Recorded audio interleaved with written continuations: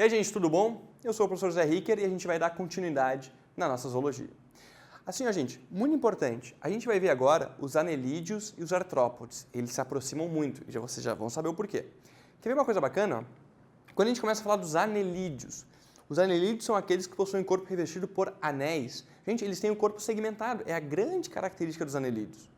Uma coisa especial, ó, eles possuem cerdas. E vocês até podem, em alguns casos, não enxergar elas, mas elas existem, tá? Uma coisa marcante, ó, eles são celomados, ou seja, surge o celoma. Então, poríferos a gente não entra na brincadeira, os cnidários são diblásticos, ecto e endo. Os, que vêm depois, os plateumintos, são triblásticos, ecto, meso e endo. Os nemateumintos são triblásticos, pseudocelomados, ecto, meso, espacinho e endo. Agora eles são os celomados. Chegaram, todo mundo vai ser a partir de agora, a gente nem vai mais falar disso, tá? O que é marcante? O que é o celoma, gente? É uma bolsa totalmente feita de mesoderme. Ou seja, eu tenho uma camada de ectoderme, mais para baixo, ó, uma mesoderme, um espaço, mesoderme novamente. É como se esse espaço ele tivesse mergulhado na mesoderme e depois a endoderme, tá? Lembrem, são os primeiros triblásticos celomados, isso é uma marca muito importante. Olha só, uma coisa interessante, eu acho que o melhor jeito da gente gravar sobre os anelídeos é lembrar do principal representante, que é a minhoca. Eu acho que isso é bem visual, tá? Quer ver, ó? O sistema circulatório, gente, é um sistema circulatório fechado, tá? Assim, ó, quem é que tem esse sistema circulatório fechado? Os cordados, que é uma aula um pouco mais além, tá? A gente vai ter, por exemplo, um grupo chamado cefalópodes, que está no grupo ali, por exemplo, dos moluscos, que é a nossa próxima aulinha, tá? Mas assim, ó, é a marca porque é a primeira vez que surgiu isso agora. Ou eles não têm, ou o sistema circulatório ele é aberto ou lacunar. Aqui não, aqui o sangue não sai dos vasos. Isso é uma marca bem importante, tá? O pigmento que chama aqui, ó, que tem, é a hemoglobina. E é muito parecido com o nosso pigmento, tá?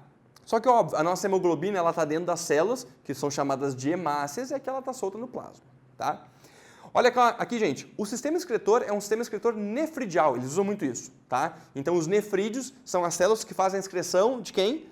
Dos anelídeos. E a gente tem o tiflossole, que o tiflossole é muito parecido com uma microvilosidade. O tiflossole é muito parecido com uma válvula em espiral que os tubarões têm, que a gente vai falar mais além também. Que é o que, gente? É uma dobra do tubo digestivo. E essa dobra do tubo digestivo aumenta a superfície de absorção. Isso é bem marcante. Lembrem, tiflossole, anelídeos. Na classificação, a classificação vem relacionada à quantidade de cerdas. Por exemplo, ó, eu tenho um grupo que são os oligoquetos. Oligo, pouco. Quetos, cerdas. Possuem poucas cerdas, tá? Olha só, gente, é a minhoca. Muita gente deve achar que minhoca não tem cerda, né? Porque a gente não enxerga, mas a gente pode sentir.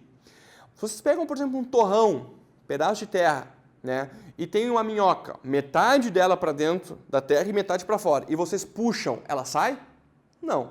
Ela tem braço segurando? Claro que não. São as cerdas delas que, como numa flecha, elas passam e trancam isso na volta, tá? Então, existem cerdas, sim, em pequena quantidade, por isso um oligoqueto. Lembre que os oligoquetos são hermafroditas, não tem minhoca macho, minhoca fêmea, é só minhoca, com estruturas, cada indivíduo, masculinas e femininas. E a reprodução é bem importante também, tá? Aqui, ó, os poliquetos, bem menos presentes em prova, tá? Os poliquetos, eles têm o que, gente? Muitas cerdas. E a gente trabalha como os nereios sendo os poliquetos marinhos, tá? Esses aparecem muito pouco em prova, geralmente eles ficam enterrados naquela região de estiranço, onde sobe a água e desce a água na beira da praia e ficam filtrando água, mas muito raro uma questão. Por quê? Porque, enfim, né, as minhocas são muito importantes, todo mundo sabe o que é bem interessante fazer uma questão com isso, ou falar dos irudíneos, ou aquetos, são os que não possuem cerdas, que é o exemplo do sanguessuga. Lembrem que tem sanguessuga macho e sanguessuga fêmea, tá? Eles não são hermafroditas. E o que chama atenção? O sanguessuga tem algumas substâncias importantes. Primeiro, ele tem uma substância anestésica. Vocês nunca viram, por exemplo, em filme, ou de repente até por experiência, uma pessoa reclamar, ai, ai, ai, o que foi? Um sanguessuga me mordeu. Eles não sentem. Ele é totalmente não perceptível por ter essa substância anestésica. Outra coisa marcante, eles têm uma substância, eles liberam uma substância anticoagulante. Essa substância anticoagulante tem uma função bem importante. Ela faz o quê? Ela inibe o processo de coagulação. Para quê? Para que ele possa ficar se alimentando o máximo possível.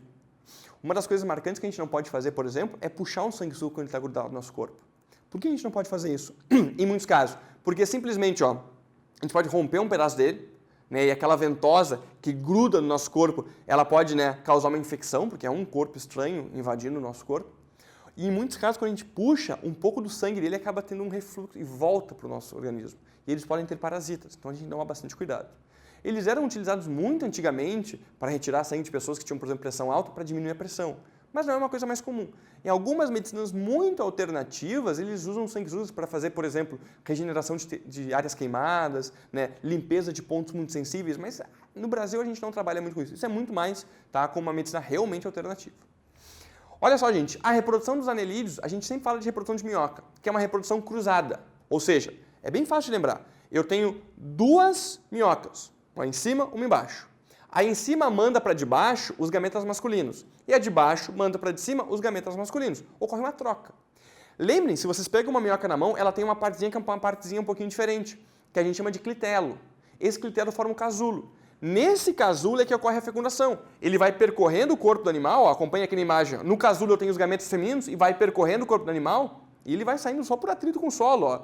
E vai esse casulozinho por solo e vai nascer ali pequenas minhoquinhas. Essas minhocas já têm a cara da minhoca adulta, então é um desenvolvimento que a gente chama de um desenvolvimento direto, tá? Olha aqui. O outro grupo, os artrópodes. Gente, os artrópodes, ó, que é o grupo mais numeroso que nós temos, se eu botar lá, gente, tem na minha mão um animal, o que vocês deveriam chutar? Um artrópode. Porque a grande maioria, e muita coisa que não está descrito ainda, é associado a eles. Muito graças aos insetos, que estão aqui dentro, a gente vai ver daqui a pouco, tá? Mas o que chama atenção, ó? Eles possuem, gente, tá? Um corpo segmentado. Eles têm uma coisa chamada tagmatização, que está muito associada com a metameria, que são os anéis das minhoquinhas. Talvez vocês não enxerguem isso num representante, num artrópode, mas se pegarem uma larva, né, que vai virar uma borboleta, e olharem para essa larva, ela tem segmentos.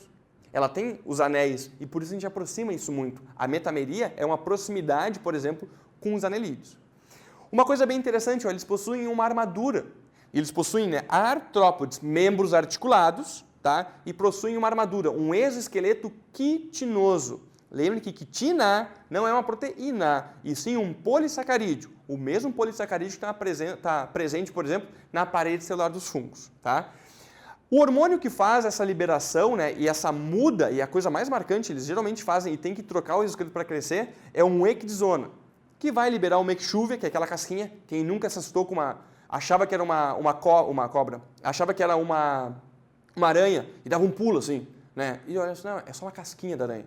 Porque eles têm que trocar essa armadura para crescer. A armadura não cresce e o crescimento é sempre em saltos. Isso é uma coisa bem marcante. Eu tenho aqui, por exemplo, ó, esse processo. Gente, todos os grupos, tá? Pode ser os insetos, podem ser os aracnídeos, né? A gente pode até trabalhar, em alguns casos, com os crustáceos, eles fazem isso. Todos os animais, geralmente, crescem de uma forma contínua. Pô, quem tem cachorro em casa, né, é um cachorro. A grande dica de quem tem um filhotinho é bater fotos semanais dele, senão a gente não acompanha. Senão a gente olha, não mudou nada, e um dia tu dá conta, pô, mas esse cachorro tá grande. A gente não consegue ver isso, tá? Porque é uma coisa muito devagar e constante. Agora aqui não, ó. Os artrópodes, quando eles fazem essa troca, quando eles saem do exoesqueleto, né, eles aumentam, incham um pouquinho e polimerizam um novo esqueleto. E ele fica grande, esse exoesqueleto, tá? O que é bem marcante, gente? Quando ele fica apertado, novamente eles rompem e eles vão fazendo as mudas. Olha só, se eu tenho a questão de tamanho, o tamanho fica constante por um tempo e depois aumenta. Fica constante por um tempo e depois aumenta. Quando é que aumenta? Quando eu tenho as mudas. É muito especial a gente lembrar que eles fazem o quê, gente? Que eles sofrem uma metamorfose. Mas isso eu só quero usar um esqueminha no quadro, tá? É mais ou menos assim, ó, de forma bem simples. Eu tenho associado à metamorfose, olha aqui, ó, dois tipos, tá? Um que é assim, ó. Imaginem, eu tenho um ovo e deste ovo eclode algo, ó, que é igual ao indivíduo adulto. Não muda nada. Certo? Então lembre, até chegar no indivíduo adulto, o que nós temos? Um desenvolvimento direto. Não teve metamorfose. Isso aqui, gente, é um organismo, tá? Ametábulo. A traça é um bom exemplo. Sai do ovo uma tracinha, uma miniatura que só cresce e vai virar uma traça. Agora aqui, ó, eu tenho aqui, ó, um ovo e deste ovo nasce algo que é muito parecido com o indivíduo adulto. No meu esqueminha, só faltam os bracinhos. E com o tempo, ó, ele vai se desenvolver e vai ganhar os bracinhos no indivíduo adulto. Isso é uma metamorfose, ou seja, o ganho dos bracinhos, que, por exemplo, o gafanhoto faz. O gafanhoto ele sai com cara de gafanhoto, diz, ó, isso aí vai dar gafanhoto. Mas ele não tem asas. Eles ganham as asas com o passar do tempo. Por exemplo, o carrapato. O carrapato ele nasce com 6 patas. E ele tem que ganhar mais 2. E ele, com o tempo, ganha essas mais 2. Tá? Essa metamorfose é uma metamorfose parcial. E a gente chama esses animais de hemimetábolos. Agora, quando do ovo sai algo, ó, tipo uma larva que não tem nada a ver com aquele indivíduo adulto, ou seja, eu olho para aquela larva, eu não faço a menor ideia do que vai virar. Ou seja, essa larva pode virar uma borboleta, essa larva pode virar uma mosca, eu não sei exatamente o que isso acaba formando. Isso é o importante, tá? Que é totalmente diferente do indivíduo adulto, é uma incógnita, certo? Gente, assim, ó, muito importante que vocês gravem as características principais. Então, assim, ó, uma grande dica. Quando chegar, por exemplo, em anelídeos, lembrem, sistema circulatório fechado. Lembrem, são os primeiros celomados. Quando chegarem em artrópodes, lembrem, membros articulados, um exoesqueleto quitinoso, tá? É importante lembrar, gente, que eles têm esse parentesco pela ideia da metameria, que é o corpo segmentado. Certo, gente? Até a próxima aqui no aulalivre.net.